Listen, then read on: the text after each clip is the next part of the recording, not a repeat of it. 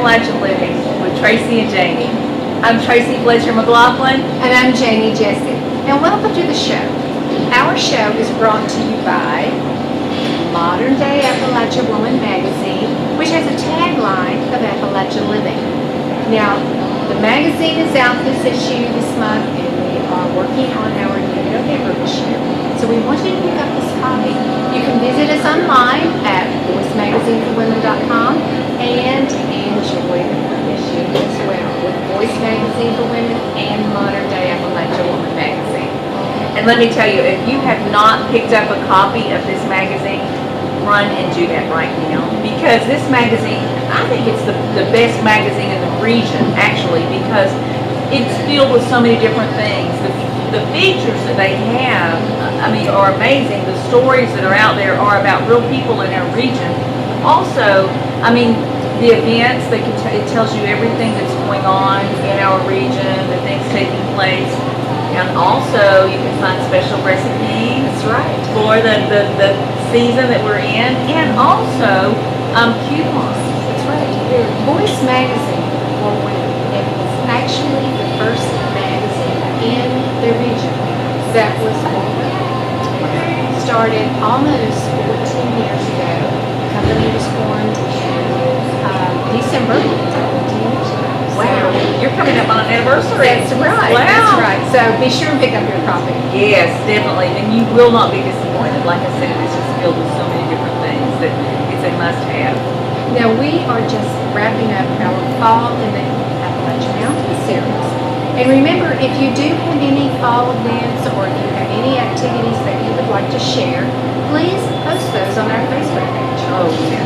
Yes, because we want to share them. And, we have not, I'm sure we have missed a lot of wonderful events out there, and we don't want to miss them. So we want you to be a part and to share those events on our page so that everybody can come and visit and know what's going on. And also, the weather has been great this year. The weather is truly cooperating with us, so it's time to get outside. If you haven't yet, and I'm sure you have, but enjoy it while we have it, and get outside and take advantage of these mountains. That's absolutely right. The beautiful view, so now is the time. So tell me, Tracy, what do we have in store for this week? Well, we are beginning a new series called Holidays in the Appalachian Mountains. I can't wait. We love the holidays. That it's Christmas just around the corner. It is just around the corner, but we do have a couple of holidays before then. Don't forget. I know we get all the nostalgia and everything. We think about Christmas and we get all warm and fuzzy. I know, I love Christmas, but we do have some holidays in between. So what are we going to talk about today? Well, today we're going to talk about their first holiday coming up, which is Halloween. We're only a little less than a week, I guess, from Halloween. So we're going to talk a little bit about that today. So, first of all, we're going to travel just a bit, give you a few little places to go. But Chef Charles is here with us today at Heartwood, and he's going to give us some spooky treats for your Halloween party. Terrific! I know. I cannot wait to see what's brewing in the kitchen here. I love that. Stay tuned. You will not want to miss this. We'll be right back.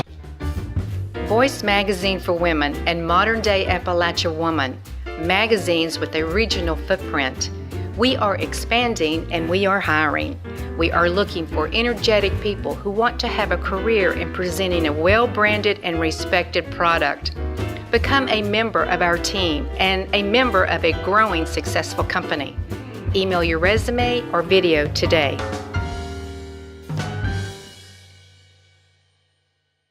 Welcome back. It's time for our Appalachian Word of the Day. And today, our Appalachian Word of the Day was sent in by a wonderful, sweet person from Richlands, Virginia, whose name is Mary Goldman. Well, thank you, Mary, for sending a word of the day to us. So we are going to give our viewers a couple of hints on the word of the day. I think that's a great idea. First of all, this word comes from the English dialect, and it means wet, gooey mud. Okay. It was brought to the South by the Scots actually settled in the Appalachian Mountains. And it is served with a spoon, a serving spoon with a 90-degree handle. That should be a clue right there. Yeah, that kind of throws it off a It little does. bit. Well, in the rural areas of the southern U.S., it was commonly eaten for breakfast with brown sugar, nutmeg, cinnamon, and or molasses. So it was eaten. I see that. It's just, I mean, really, it's also, believe it or not, it was also eaten with fruit or black pepper. Now, I mean, really, we're thinking about this. Both of us are going wet, gooey mud, served with a particular serving spoon, mind you, and eaten. Sounds like I've been in the kitchen. That would be what I would come up with. Okay, one more thing. It was also used as a leavening in baking. In baking. Okay. Yes, yes. And one last thing. And Janie, you can relate to this growing up on a dairy farm. Okay. It was a type of sour milk. And it was produced by allowing this unpasteurized milk to turn sour at a certain humidity and at a certain temperature. Well, that is a clue to me. It thickens or it curdles into yogurt-like substance. It has a strong, sour flavor. It comes from the Irish word. Irish word. And we are true Appalachian. And we butcher every language presented to us. So That's right. we apologize up front. But the Irish word The is Irish word, yan. Yan, which means milk. You would know that. I would know that. And I'm not sure on the pronunciation.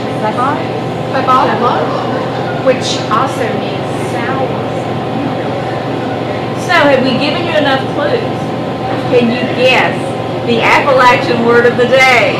The Appalachian word of the day is clabber. Labber. So Tracy, use that in a sentence for us. I will use that in a sentence, and I'm actually going to use the past tense of that. Don't drink that milk. It's clabbered. Unless you add nutmeg and Cinnamon, molasses, maybe black pepper, Fruit. That's right. Okay, let's kind of move on to the yes. What Would You story. Let's move on to what would you do story. Now, Tracy, I want you to recap last week's what would you do story. Last week we had a What Would You Do story sent in that was pretty out there. I will say that and I'll leave it. I'm just going to quickly recap it. This lady was in a relationship with her boyfriend. She had gone out of town for a weekend, and while she was gone, she came back early. And as she came back early, she went into her boyfriend's house. They obviously had an understanding. They could come and go as they pleased in each other's home. So she gets back in, goes to her boyfriend's house, goes to his bedroom, and was shocked out of her mind to find that her boyfriend is in bed with another woman. Well, So, we gave you choices on what would you do. And so we're going to recap the choices. And then we read these, okay? Wake up, wake them up and you want to express your anger and your surprise to them, both. Or you just quietly leave without a word. Or maybe you leave without saying anything and just call them later. And this is my favorite. Burn down the house. why not? It's a simple solution. What do you have to lose?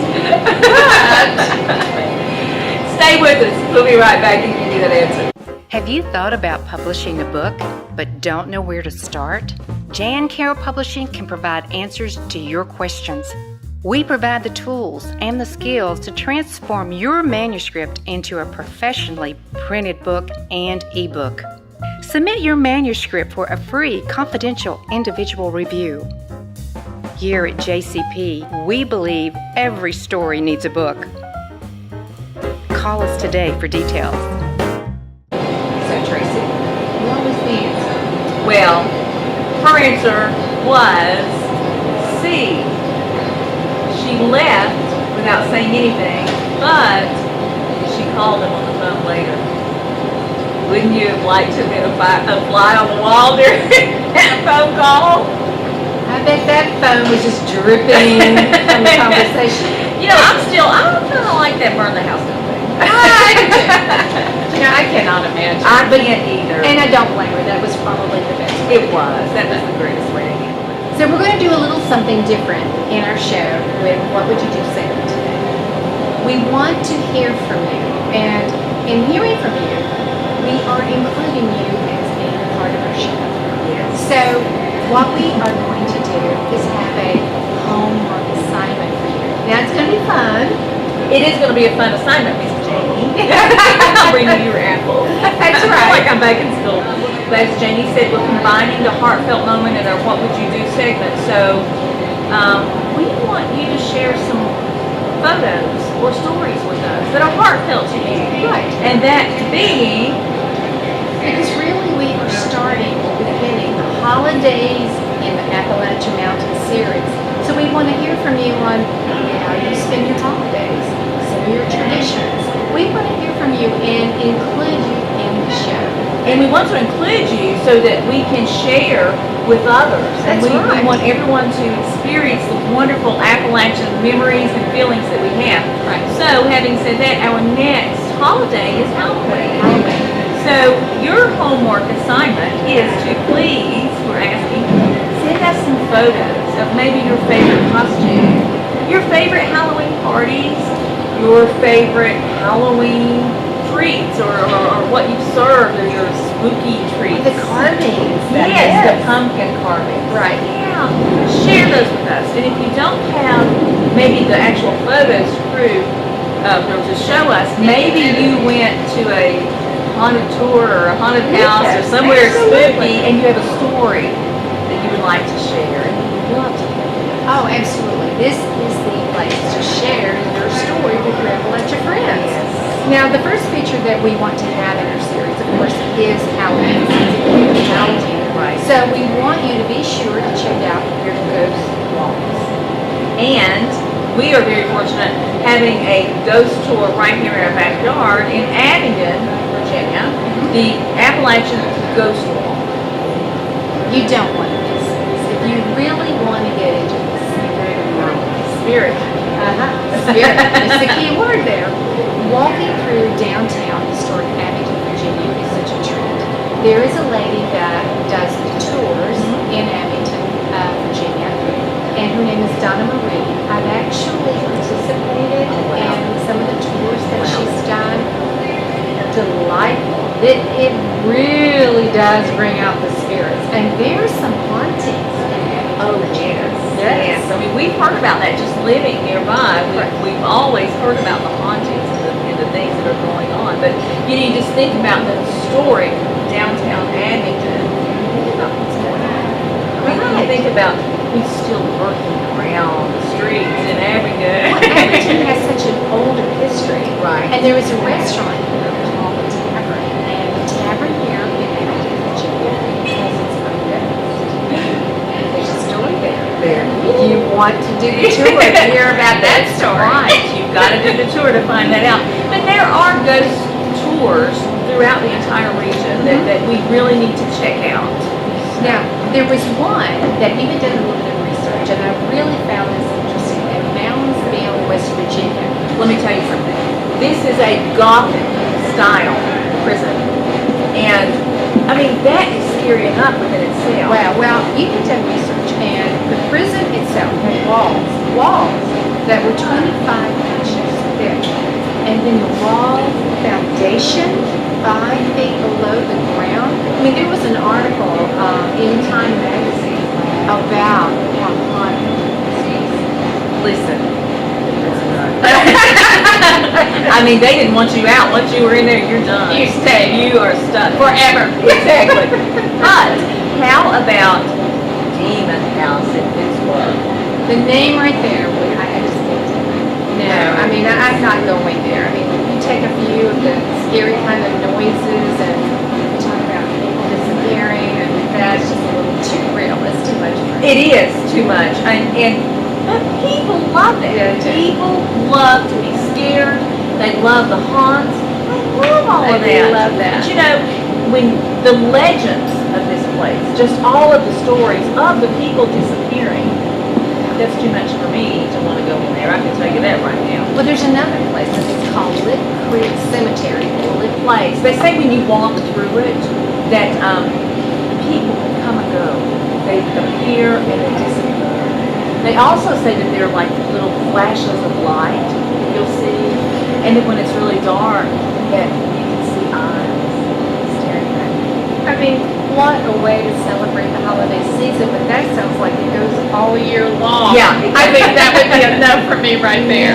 Yeah, but we want you to be sure to check out your local area. That's right. There are tons of ghost tours and haunts and houses and corn mazes. Last week, Janie asked me if I would share a little bit about myself, that I'm I'm an organic heirloom tomato farmer. Yes, you are. And I shared my little story with our viewers. And today, I want Janie to share her story of who she is, her company, our modern day Appalachian woman, how hard she has worked, where it is today.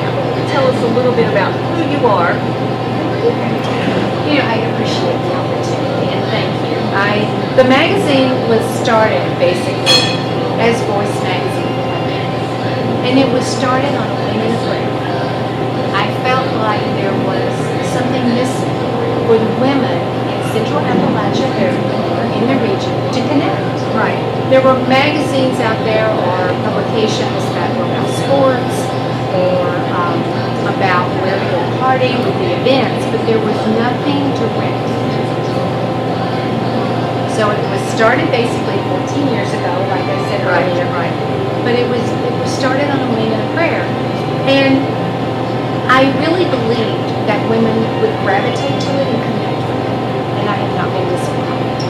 And their mission statement was to do just that, was to connect women, provide information with fun along the way.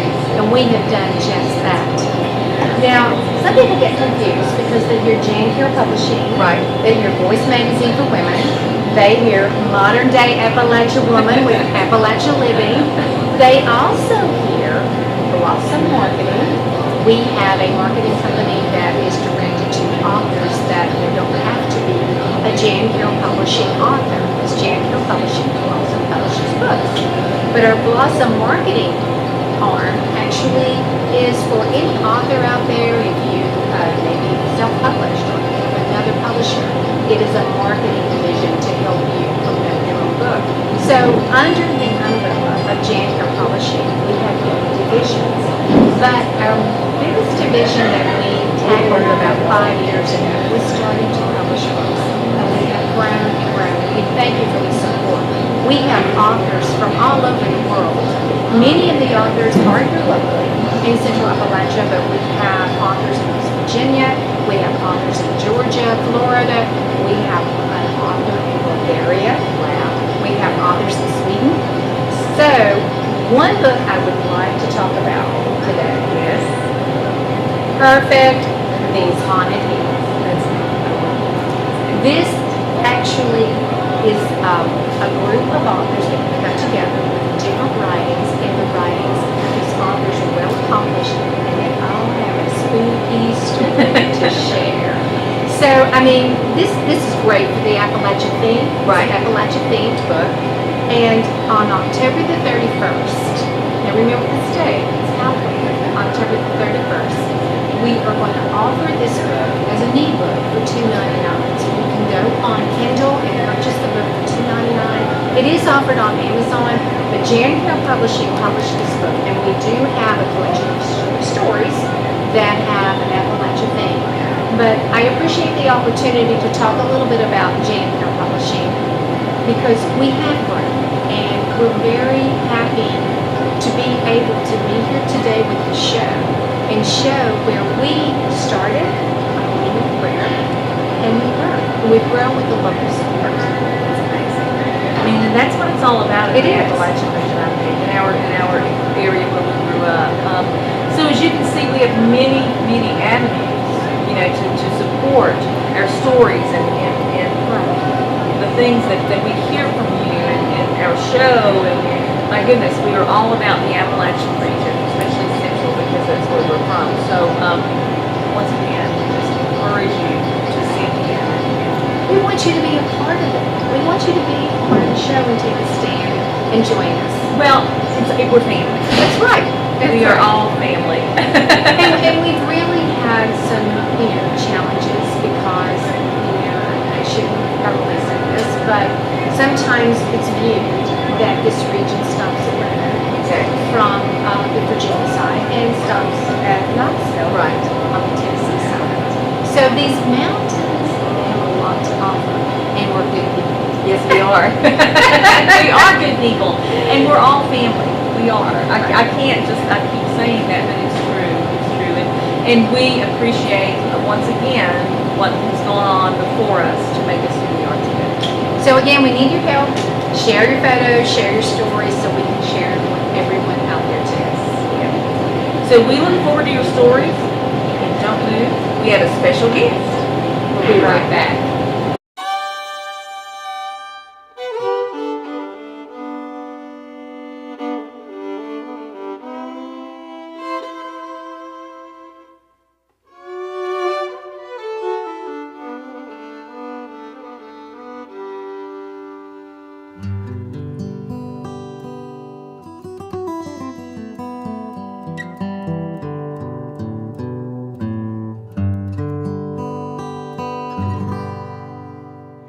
Well, today we are here at Heartwood with Chef Charles Parker, and he has, since we're in the holiday season, he has a fantastic recipe that are you going to give us the recipe? I'm going to give you the recipe. Yes! We've been waiting for that. I've been dying for this man's recipes for a long time. So, he is going to share with us some of his secrets today. And Chef Charles, I have nothing else to say but to turn it over to you. All right, well this is actually pretty simple. Right about now is when people start having some good house parties, and I'm no different. I'm going to be throwing a party in a couple of weeks. So what are you going to do? How are you going to stand out at your party? You don't want just a deli spread or a cheese board. So let's stay in time with the season. It is fall. I have some garbanzo beans, very simple. All I've done is take a 15-ounce can of garbanzo beans. I've strained them, rinsed them, strained them again, and dried them really, really good, because if you don't dry them, they don't toast very well. Now to that, I have made a little bit of a maple pumpkin spice blend to season it up, 'tis the season. And then I roasted them for about 30 minutes in a 375-degree oven. And it gets them a little bit crunchy, crispy, and it's like a popcorn snack. They're just so good and tasty and quite healthy as well. So for your next party, I do recommend just some candied garbanzo beans, and I will share the recipe, so stay tuned for that. But please make and enjoy. Oh, believe me, I am going to enjoy. Oh my gosh. Really? Give me just a minute. These are fantastic. We are going to have the recipe for you, so you've got to try these at home. I've never had garbanzo beans that taste like this, so amazing. Thank Easy. you. You're welcome, Tracy. Thank you so much. He does it again. Once again, Chef Charles Parker here at Heartwood, giving us all the tricks, not all the tricks up his sleeve. He would never do that to us, but we'll keep trying. Stay tuned. We'll be right back. Hi, my name is Charles Parker. I'm the chef here at Heartwood. I wanted to extend a welcome to our Thanksgiving Day buffet. That is November 23rd. We have an all-you-can-eat buffet for $28. And please go to Facebook, check out the full menu. But just to give you a little taste, we are having some sword and glazed ham, different kinds of turkey, some of it pulled, some of it whole. I've got some memoirs, mac and cheese. Now when I say memoir, I have made all of my recipes from my family's recipes. I've just made them my own, kind of. But again, November 23rd, Thursday, all-you-can-eat buffet. We'll see you then. Chef Charles, tell us what's going on at Heartwood these days. Well, Tracy, there's so much going on. As you know, we're getting ready to go into our fall season. I guess we've already started. Well, we're at the Mountain Brew Bar right behind me. We're going to start doing a signature drink, a seasonal drink, if you will. So what I came up with first, growing up, I always loved s'mores, and I thought it's campfire season, it's getting chilly outside, so I came up with a s'mores latte. We use Zazzy's roasted espresso beans, which is some of the best espresso I've ever had. And in that, I use a little bit of chocolate syrup, a good amount of toasted marshmallow syrup, and a little bit of vanilla. Stir all that in, and then I steam some milk, make a latte out of it, and I top it with a little bit of graham cracker crumbs, some mini marshmallows, and another little dollop, I guess you could say, of some chocolate syrup. I don't know if you can see that really good, but it is so tasty. Now I'm going to change this up every 3 or 4 months, so please come by and check it out. But gosh, is it good. So this is on the menu. This is our special for November, or how long will it be? Probably through December, probably the second week of January is when I'll change it up again. Okay. Hey, that's just long enough for me. This looks amazing. Seriously, you've got to come by because he's done it once again. We love everything that you do here, and you make this place sing, really. Well, that's our show for today, and we will be back Wednesday at 2 with our series, Holiday in the Appalachian Mountains. Don't forget. Oh, sorry. That's right. Delicious recipes. I'm thinking about food, Tracy. Yeah, sorry. That's okay. We always think about food.